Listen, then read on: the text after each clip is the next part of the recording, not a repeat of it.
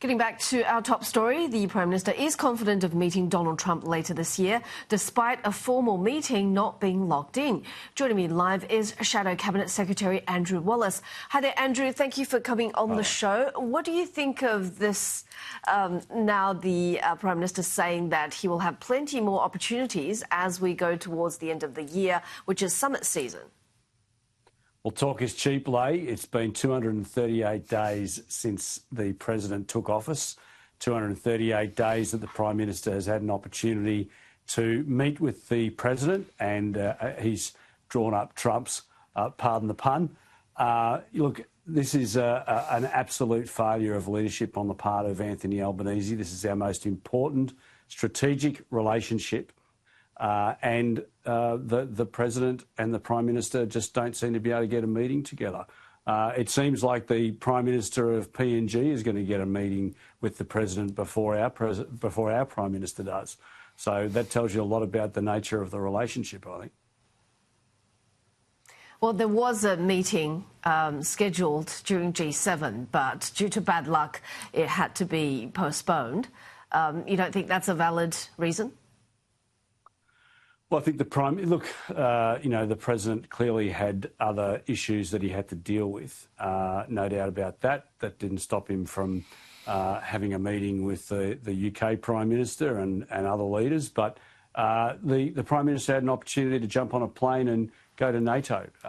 The US President wanted to meet with the leaders, the Prime Minister of Australia and New Zealand, South Korea and Japan. He wanted to meet with the leaders in the Pacific because we are, as we've all been talking about for some time now, we are absolutely in the most geostrategically challenged period since 1945.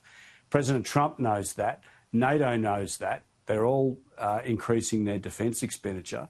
But the Prime Minister doesn't see a need to go to the US, doesn't see a need to meet with the President to talk about AUKUS, to talk about the steel tariffs that we're staring down the barrel of. This is an obligation on the part of the Prime Minister to work on our relationship with our most important partner. But we all know that the Prime Minister is scared of Trump. He has said as much, that he's scared of Trump. So he just needs to man up. It's the most important relationship.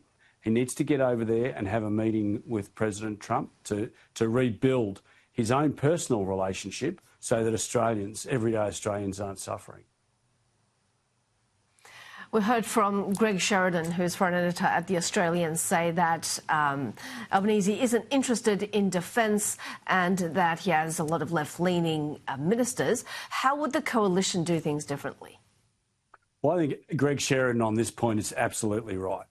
What we are seeing is a very timid response from Richard Marles, who's let's face it, he's the Deputy Prime Minister of Australia and he's the Defence Minister of Australia. We know that Labor just don't really care about defence. They have effectively gutted funding from defence. They've pushed all of the defence expenditure out, into the never, never. The money that we are spending, we're spending on submarines, which are potentially now at risk because of the review that's being done in the US. We've gutted certain elements of our land forces in the army, and we're 5,000 personnel understaffed in the ADF. The Labor Party do not take defence seriously, which does not match their rhetoric about being in the most geostrategic, challenging times. Now, you asked me about what we would do differently. Under Susan Lei's leadership and the leadership of Angus Taylor in the defence portfolio, we will increase defence expenditure to 3%, 2.5% within 5 years and 3% within 10. That is the promise that we took to the general election.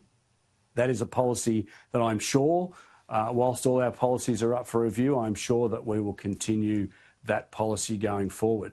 We wanted to have a fourth squadron of F-35s. We need to increase defence expenditure like every other Western partner is doing right now. We were offering 3%. NATO countries have just signed up a week or two ago to 5% when they're currently spending 2%. And this Labor government is spending 2%. So all our allies are looking to more than double their defence expenditure, and we're stuck on 2% because the Prime Minister doesn't want to be told what to do. Well, Greg Sheridan did also say that the coalition, were it to try to address poverty, would be inadequate. So we'll leave it there. Thank you so much for your time today. Andrew Wallace, Shadow Cabinet Secretary. Authorised by Andrew Wallace, LNP, Boccarina, Queensland.